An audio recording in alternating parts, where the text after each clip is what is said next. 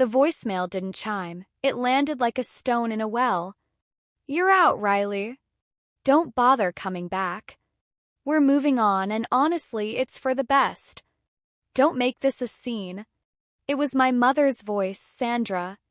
It was flat, clinical, and so perfectly rehearsed I could almost see her checking off a mental list as she spoke. No heat, no lingering maternal guilt, just the cold finality of a business merger being dissolved. Timestamp read 9:47 p.m., a random Tuesday in late October. 31 seconds of audio that effectively deleted 24 years of history. 24 years of being the reliable one, the daughter who functioned as the family's unofficial chief financial officer, the one who never missed a bill, never missed a crisis, and never once said no when the stakes were high. Please take a second to subscribe and drop your location and local time in the comments. I'd love to know where you're listening from. And let me take you back to that Tuesday evening in October, the night a 31-second voicemail changed everything. I sat on the edge of my bed in my studio apartment in Chicago, the L train rattling the window panes every few minutes. I listened to it twice. Then I texted back a single word. Okay. What my family didn't understand was that okay wasn't a white flag. It wasn't a surrender. It was a digital signature on a new contract, one where I finally authorized myself to stop being their safety net. Within 72 hours, the life they knew would begin to evaporate. The family trust? Frozen. The luxury condo refinance? Dead in the water. And their high-priced attorney? Currently shouting into my voicemail. By Friday morning, I had 46 missed calls and a text from their lawyer that read, "We have a serious problem. Call me immediately."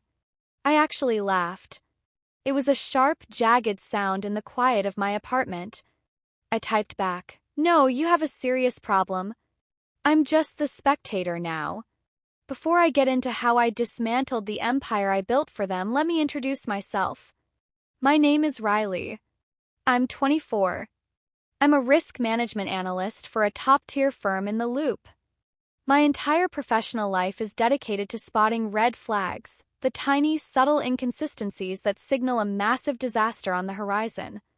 I'm paid 6 figures to predict how things will break. And yet, I missed the rot in my own living room. That Tuesday evening started like any other.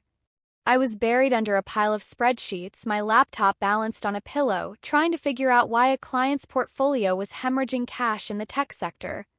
The wind was howling off Lake Michigan, and I had a half-eaten bowl of cold Thai food on my nightstand.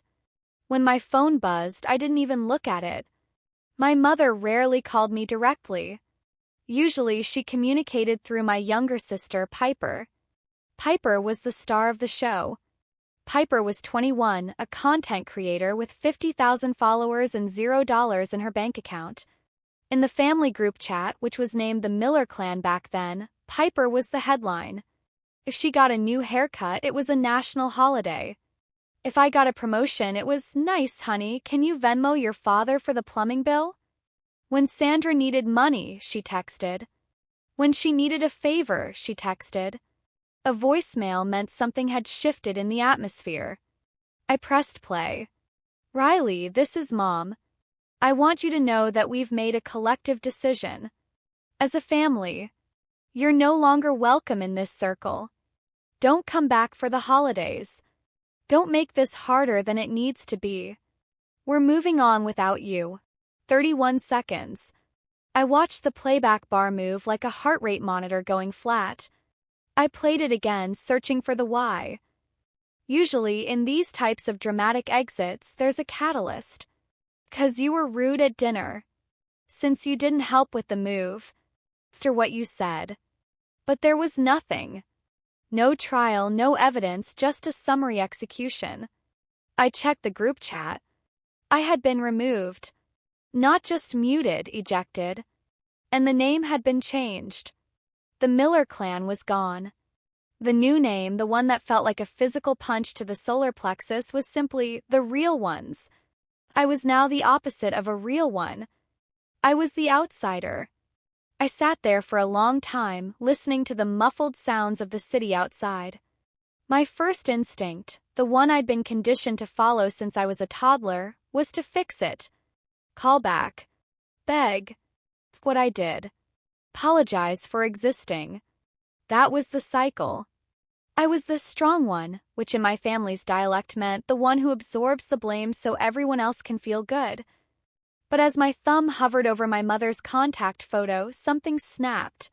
Maybe it was the exhaustion.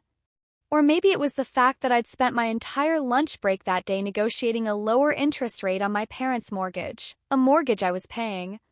I lowered my phone. I didn't call. I opened my laptop and started a new spreadsheet. File name, the cost of being Riley. I didn't sleep that night. I didn't cry either. That would come later. At 3 a.m., a brief, violent sob that lasted 10 seconds before the analyst in me took back the wheel. Instead, I worked. Pulled every bank statement, every Venmo transaction, every wire transfer from the last 5 years. I created 4 columns: item, monthly amount, duration, total. As the sun started to bleed over the Chicago skyline, the numbers began to tell a story. The family home mortgage, $2,400 a month. I've been covering it for 4 years. Total, $115, $200. Health insurance for Sandra and Mark, $800 a month. 3 years. Total, $28, $800. Piper's career startup loans, $12,000. The emergencies. Dad's knee surgery copay, the new roof, Piper's Coachella trip, which Mom swore was a networking event, the property taxes I lent them every April. By 5 a.m., the bolded number at the bottom of the screen was $182,450. I had funneled nearly $200,000 into a family that just voted me off the island via 31-second voicemail. But the money wasn't the leverage. The leverage was the paperwork. See, my family is terrible with details. They live in the vibes. My father, Mark, is a dreamer who thinks budget is a 4-letter word. My mother is a social climber who treats credit cards like confetti. And Piper? Piper doesn't even know her own social security number. Because they were so disorganized, I had become the authorized signatory for everything. When they bought the new house 3 years ago, their credit was so shredded it looked like it had been through a lawnmower. The bank wouldn't even let them in the lobby. So I became the primary borrower. I was the co-signer. My name was first on the deed. And then there was the big one, the Evelyn Miller Trust. My grandmother, Evelyn, was the only one who saw the writing on the wall. Before she passed, she left $150,000 in a restricted fund. She knew her own children would blow it on jet skis and bad investments within a month. So she bypassed my father and made me the sole trustee. Every single financial artery that kept their lifestyle pumping ran through my heart. They told me to leave, but they forgot I was the foundation. By Wednesday morning, the fog of shock had been replaced by the cold, sharp clarity of a forensic audit. I was at my desk by 7 a.m., the gray Chicago light filtering through the skyscrapers. I logged into our joint house account, the one I used to auto-pay their utilities and mortgage. I noticed it immediately. The login credentials worked, but the recovery email had been changed. It used to be mine. Now it was piperstar99@gmail.com. The change had been made 48 hours before the voicemail. This wasn't an emotional outburst. This was a heist. I started digging into the metadata of our shared cloud folder. Deep in the real estate subfolder, I found a document that hadn't been there a week ago. It was a beneficiary amendment and quitclaim deed request. I opened the PDF and my blood turned to ice. It was a request to remove me from the deed of the house. At the bottom were 3 signatures, my mother's, my father's, and mine. I zoomed in on my signature. It was good. It was very good. They'd clearly practiced. They got the way I cross my T slightly lower than average. They got the slant of the R. But they missed the Y. When I sign fast, I leave the loop of the Y open. This Y was closed, tight and pinched like a secret. The document was timestamped Sunday. The voicemail was Tuesday. The plan was simple. Remove Riley from the assets, lock her out of the accounts, and then discard her before she notices the paperwork. They wanted the house and the trust, but they didn't want the daughter who came with them. My sister hadn't just betrayed me, she'd run a project plan. And in the world of risk analysis, if you try to play me on my own turf, you've already lost. To understand why I let it get this far, you have to understand the Miller household. I was the alpha child, but not in the cool, successful way. I was the alpha in the sense that I was the pack horse. When I was 12 and Piper was 9, our parents sat us down. Money was tight, it was always tight. Piper is sensitive, my mother had said, stroking my sister's hair while I sat on the hard wooden chair across from them. She needs the extra lessons, the dance classes, the support. But you, Riley? You're a rock. You're the strong one. You understand that we have to prioritize, right? I understood myself right into a lifetime of service. I remember my high school graduation. I was valedictorian. I had a full-ride scholarship to UChicago. My parents came, but they spent the entire ceremony on their phones because Piper was having a crisis at her junior high cheer camp. During my speech, I looked at them and they weren't even looking at the stage. They were looking at a girl who had forgotten her pom-poms. "Good job, Riley," my dad said afterward, patting me on the shoulder like a coworker he didn't particularly like. "Keep it up. We're going to need that brain of yours to take care of us one day." It wasn't a compliment. It was a prophecy. By the time I was 22, I was working 60 hours a week. I was eating ramen in a tiny apartment so I could send $2,000 a month back home. I once went a year without buying a new pair of shoes because my mom needed a new sunroom for her mental health. I was the ghost in their machine. I provided the power, but I was never meant to be seen. On Thursday, I walked into the office looking like a car crash. "Riley, my office." Now. That was Marcus Webb. He was a senior associate 7 years my senior, a guy who dressed in $4,000 suits and possessed the interpersonal warmth of a blizzard. We'd worked together on a dozen high-stakes audits. He knew I was his best analyst because I never missed a decimal point. I sat down in his leather chair, my hands shaking slightly. "You're vibrating," Marcus said, not looking up from his monitor. "You've made 3 typos in the Henderson report. You don't make typos." "What died?" "I couldn't help it." I told him. "Not the emotional stuff. Marcus doesn't do feelings, but the numbers. The voicemail. The forged signature. The $182,000. Marcus leaned back, tenting his fingers. He didn't offer me a tissue. He didn't say he was sorry. He said, "Why are you still talking to them?" "They're my family, Marcus." "No," Marcus corrected, his voice like a scalpel. "They are a failing subsidiary that is embezzling from the parent company. You are the parent company. In any other context, you would have filed for an injunction and called the feds. Why is the family label giving them a free pass to commit a felony?" He slid a sticky note across the desk. It wasn't a therapist. It was a woman named Janet Aldridge, an aggressive real estate and trust attorney. "Call her," Marcus said. "She's the one who kept me from losing my house when my father tried a stunt like this. Get out of my office and don't come back until you've decided to stop being a victim." "I don't hire victims. I hire killers," called Janet. By Friday afternoon, I was sitting in a glass-walled office that overlooked Millennium Park. Janet was the opposite of my mother. She was sharp, tailored, and entirely unimpressed by family values. She looked at the forged deed amendment. She looked at my actual signature. She smiled, and it was the most terrifying thing I'd ever seen. "Miss Miller," she said, "you have 2 problems and 1 advantage. Problem 1, someone committed fraud using your identity. Problem 2, a refinance is pending on a property you co-own without your knowledge. Both are serious." She paused, taking off her glasses. "Your advantage is straightforward.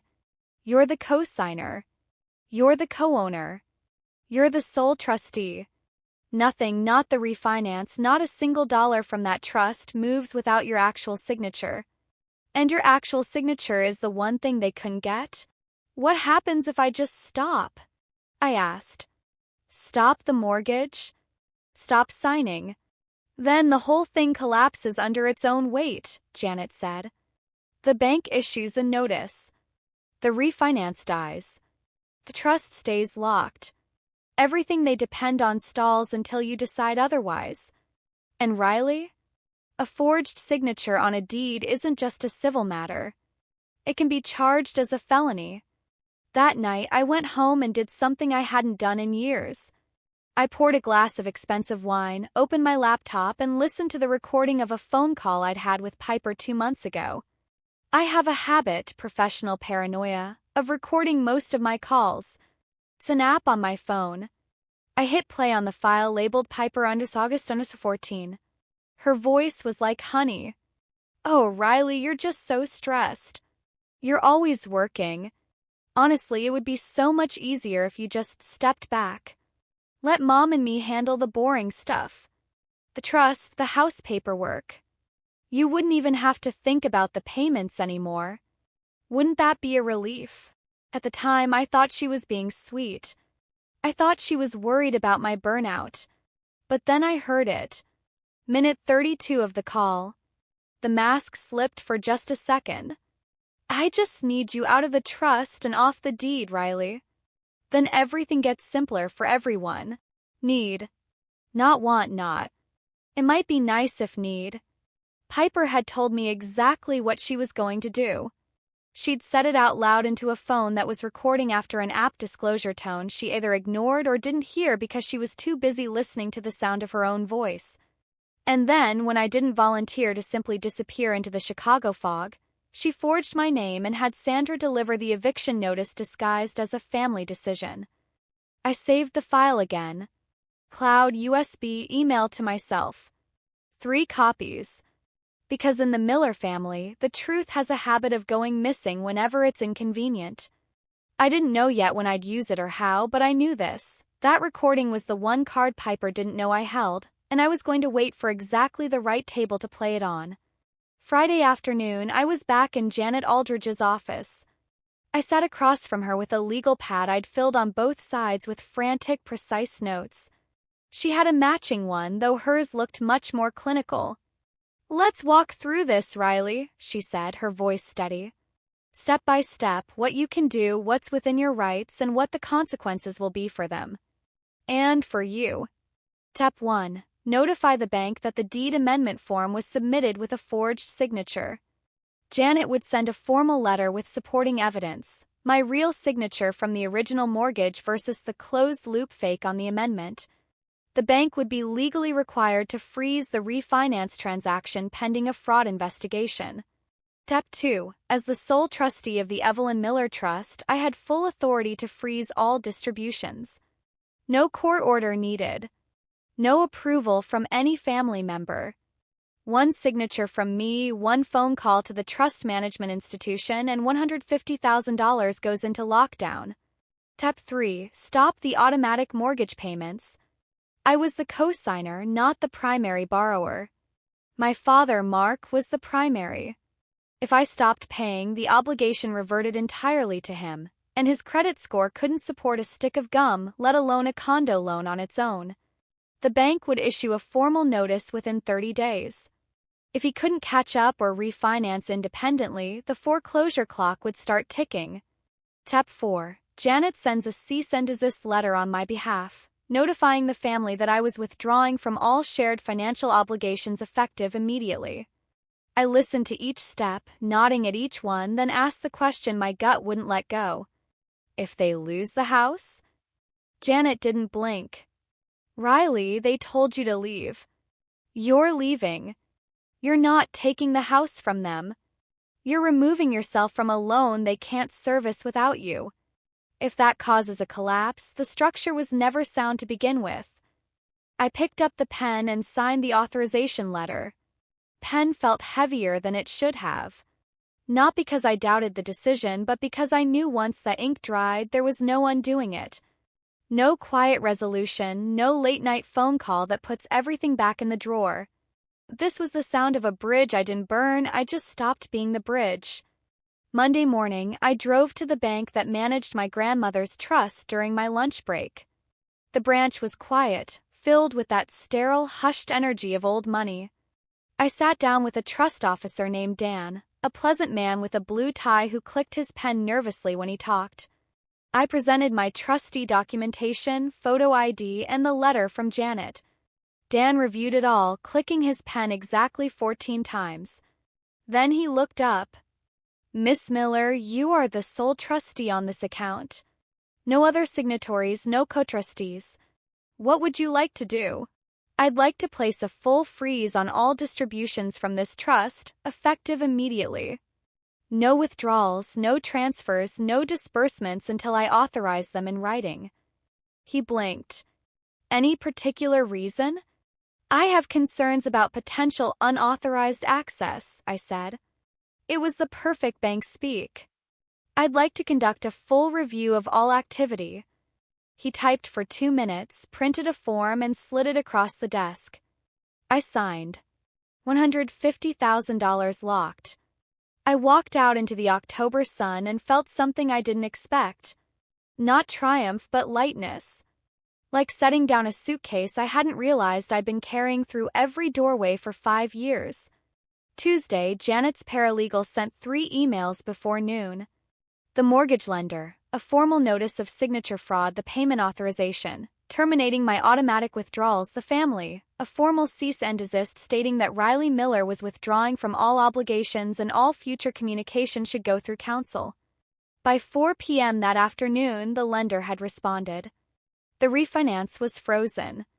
The deed was flagged. I sat in my car in the parking garage after work, engine off, hands on the wheel. They were shaking. In 48 to 72 hours, those letters would land.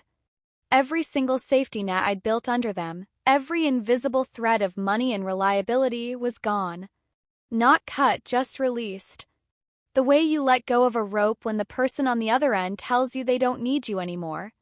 Took exactly 51 hours for the explosion. My phone started buzzing Thursday morning. Not a text, but the long, insistent pulse of a call. Then another. Then another. I didn't look. I finished my report, saved the file, and then flipped the phone over. 19 missed calls from Mom. 8 from Dad. 14 from Piper. 5 from an unknown number. 46 total. Texts were stacked like bricks. "Mom, Riley, call me right now. This is not a game, Piper. What did you do? The refinance is frozen. They said your lawyer sent something. Call me now, Dad. Honey, please call back. Your mother is very upset." And then the one that made me set my coffee down, an email from an attorney named Gregory Pratt. "We represent your mother, Sandra Miller. We have a serious problem." I read it twice, leaned back, and laughed. Not a bitter laugh, just the startled sound of a woman who had spent years answering on the first ring, now watching 46 calls go to voicemail. Funny how fast moving on without you becomes. Call us back immediately. Piper didn't wait for the legal meeting. Thursday afternoon, her texts started rolling in like a tide. "I don't know what you told the bank, but you need to undo this. Mom is spiraling. This isn't about you and me, okay? This is about the family. You're being so selfish right now." I typed back one message, "Have your lawyer contact mine." And I attached Janet's digital card. 30 seconds of silence. Then 3 gray dots appeared, disappeared, appeared again. "Are you serious right now?" I closed the app. I was very serious. Friday evening, the phone rang again. It was my father's number, but when I picked up, it was the full name shout. "Riley Marie Miller. I don't know what has gotten into you, but you are destroying this family." "Mom," I said, turning the burner down on my stove. "You sent me a voicemail telling me not to come back. I'm doing what you asked. That was because I was upset. You know how I get. But this, freezing accounts? This is vindictive. I stopped paying for things that aren't mine, I replied. If I'm not family, I'm not financially responsible for the family. After everything I sacrificed for you, she screamed.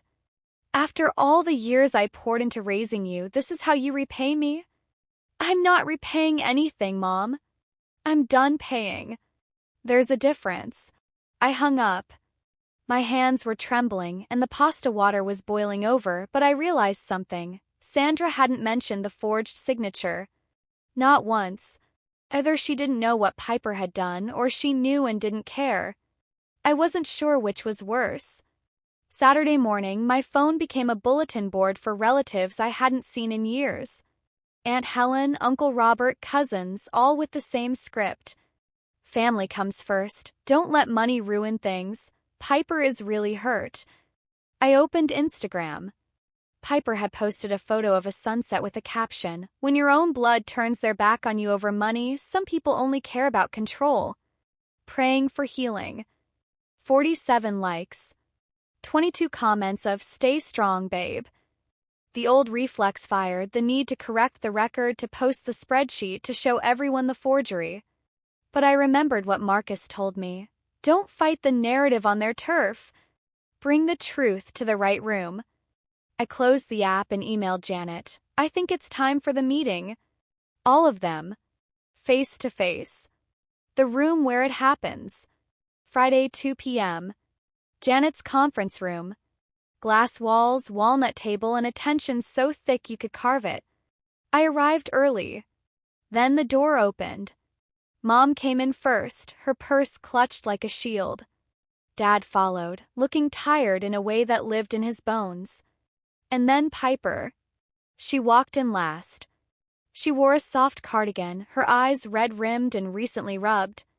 Her lower lip was doing that slight quiver she'd been perfecting since the 3rd grade. If you didn't know the script, you'd think she was the victim. Gregory Pratt, their lawyer, sat at the end of the table.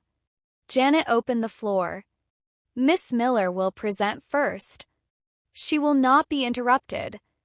I opened my folder and looked my mother in the eye for the first time since she tried to delete me. I'll start, I said, with a number. I slid the spreadsheet to the center. $182,450. That is what I have contributed to this family over the last 5 years. Mortgage, health insurance, Piper's car, the roof. Every payment is documented. Mom's eyes scanned the page. I watched her scan each line like a medical report she wasn't expecting. This is what I gave, I said. Not as a loan, but because I believe that's what family meant. Mom opened her mouth, but Janet raised a finger. Your turn will come, Mrs. Miller. I pulled the second document, the side-by-side signatures. I placed them flat on the table. On the left, my signature from the original mortgage. On the right, the signature submitted to remove me from the deed. I did not sign this. I did not authorize it. Gregory Pratt leaned forward, studying the forgery. His jaw tightened. The form, I continued, my voice gaining a cold, steady edge, was submitted electronically by Piper Miller, listed as the authorized family representative. 3 days before the voicemail, the room shifted. Not a sound, more like a barometric change. Dad's hand moved to his forehead, his fingers trembling. Gregory Pratt sat back in his chair slowly, the leather creaking under the weight of a man who realized he'd been led into a legal ambush by his own clients. Piper's grip on Sandra's hand tightened until her knuckles were white. And Sandra. My mother looked at the signatures, then at me then. For the first time since she'd walked into this room, she looked at Piper. What is this? She whispered. Someone forged my signature, I said, my voice cutting through the heavy air. To steal my share of a house I paid for. I didn't say who. I didn't have to. Every eye in the room had already turned. Piper let go of Mom's hand, her chest heaving. That's insane. I didn't forge anything. Her voice climbed an octave, hitting that familiar pitch of frantic desperation. Riley is doing what she always does. She's manipulating the situation. She's making herself the victim because she can't handle that we. I didn't raise my voice. I didn't need to. Piper. One word. Flat. Quiet. Cut through her sentence like a blade through wet paper. Before you finish that thought, I want you to hear something. I reached into the back cover of the folder, pulled out the small envelope, and removed the USB drive. Janet's laptop was already connected to the conference room speaker. I plugged it in, the ding of the connection sounding like a bell for the start of a final round. I hovered the cursor over the play button. This is a recording of a phone call between us, 2 months before the voicemail. The disclosure tone played at the start. If you'd like to dispute its authenticity, Mr. Pratt can have it forensically verified. Piper's face went white. Not red with anger, but a hollow, ghostly white. Kind of white that happens when the blood retreats to the heart to survive a crash. I clicked play. The room filled with Piper's voice, warm, casual, coaxing. I just need you out of the trust and off the deed, Riley. Then everything gets simpler for everyone. The recording ended. No one moved. I looked at Sandra. She was staring at the speaker like it had physically struck her in the face. Her lips were parted, but no sound came out. I looked at Dad. His eyes were closed, his hands still clamped over his forehead as if he could shield himself from the truth. I looked at Gregory Pratt. He had placed his pen on the table and folded his hands, the universal posture of a lawyer who just realized his case had disintegrated into a pile of ashes. And I looked at Piper. She was looking at Mom, searching for the lifeline that had always been there. The immediate defense. She didn't mean it. The instant redirect of blame onto me. Sandra didn't look back. 15 seconds of silence passed. I counted them. It was the loudest my family had ever been. Then Piper broke. That's out of context. I didn't mean it like that. I was just talking. People say things. Janet's voice was as steady as a scalpel. The recording is timestamped 2 months before a forged document bearing Miss Miller's signature was submitted to remove her from the deed. The context, I'd say, is remarkably clear. Piper turned to Mom again, her lip trembling. Real this time? Or maybe not. I couldn't tell anymore. Mom?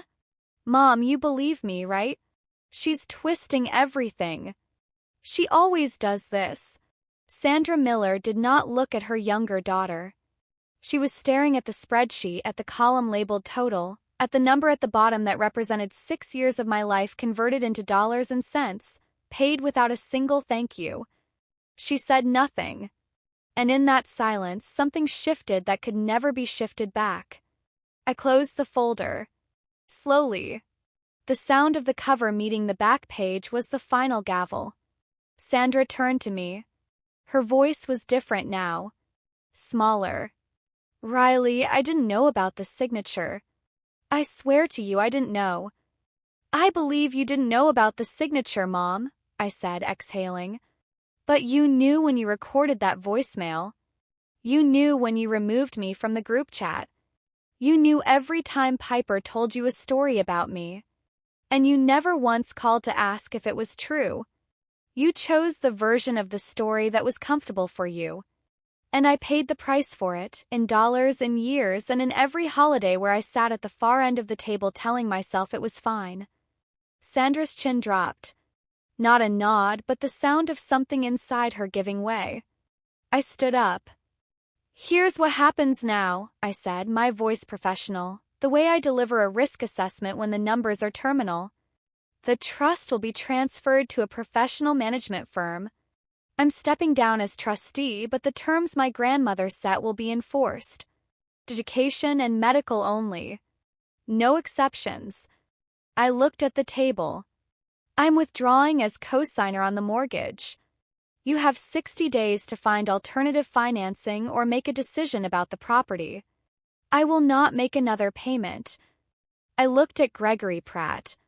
Regarding the forged signature, I won't be filing a criminal complaint today, but every document and recording is held by my attorney. Don't test that, Grace. Finally, I looked at Piper. She was huddled in her pink cardigan, the red-eyed performance finally collapsing into something real. Piper, I don't hate you. But I don't trust you. And the best part is, I don't have to. I picked up my folder, nodded once to Janet, and walked toward the door. Riley. It was Dad. His voice was cracked and low. I paused with my hand on the handle. I didn't turn around. 60 days, Dad. Use them well. The door clicked shut. My heels echoed down the hallway, steady, even, unhurried. I didn't look back. There was nothing behind me I hadn't already said. 72 hours after the meeting, the pieces fell exactly where gravity said they would. Without me as a co-signer, the refinance was permanently dead. The bank sent a formal notice. Sandra and Mark Miller had 90 days to resume full payments or face foreclosure. Their credit scores couldn't carry a car loan, let alone a Chicago condo. Trust was transferred to a fiduciary firm in the city. Every dollar was now subject to third-party review. Piper couldn't charm or cry her way to a cent of it. My parents' health insurance lapsed on a Wednesday. By Thursday, Mom was on the phone with the marketplace, learning for the first time what insurance costs when a strong daughter isn't footing the bill. It was nearly double what I'd been paying. Gregory Pratt formally withdrew from representing them 10 days later. His letter cited irreconcilable factual discrepancies. Lawyer speak for your daughter committed fraud and you lied to me about it.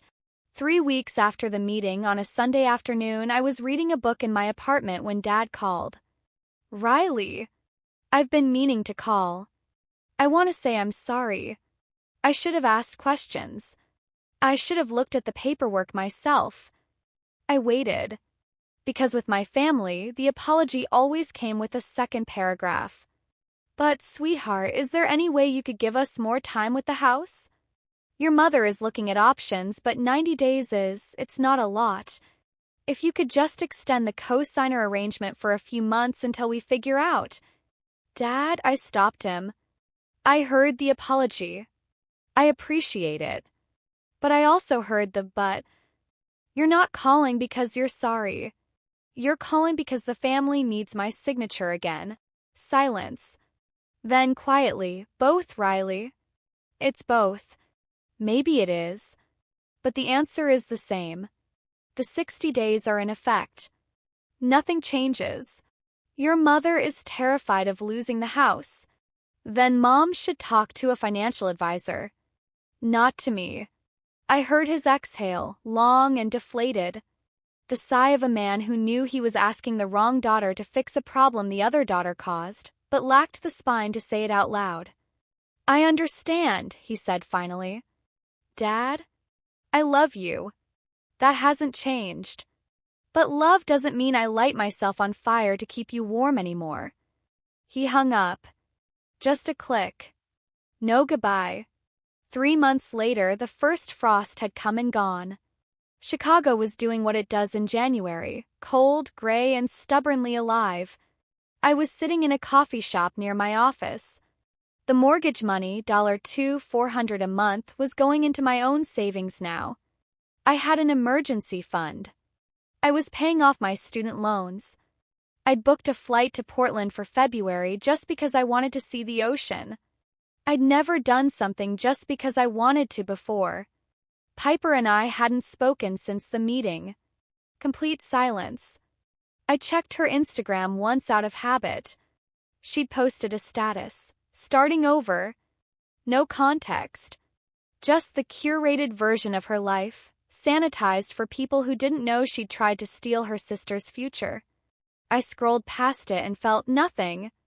And that nothing, that clean, quiet emptiness where guilt used to live, was the closest thing to freedom I'd ever known. The house sold 6 weeks later. I signed the paperwork to release my name from the deed, the real paperwork this time. I didn't take a dime from the sale.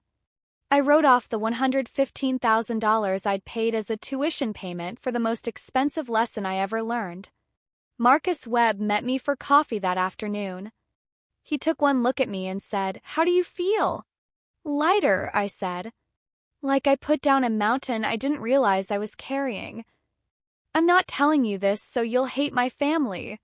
I'm telling you because somewhere out there, someone is staring at a bank transfer for money they can't afford to send to people who never say thank you. And they're telling themselves, it's fine. They're family. Piper isn't a monster. She's a girl who learned that lying gets rewarded and crying unlocks doors. Sandra isn't evil. She's a woman who built her identity around a script she wrote. And Dad? He's just a man who chose silence over confrontation until the price of that silence became too high to pay. And me? I'm the woman who finally understood that the word family is not a blank check. That boundaries are not punishments, they are truths delivered without apology. I don't know what my family looks like a year from now. I don't know if there will be a Thanksgiving I attend or a phone call that feels like home. But for the first time, I'm not building my life around their answer. I'm building it around mine. If this story hit close to home or if you've ever had to set a burn the bridge boundary for your own sanity, drop a comment below. I read every single one and want to hear your take. And if you want to see more stories about people turning the tables on betrayal, make sure to hit that subscribe button so you don't miss what's coming next.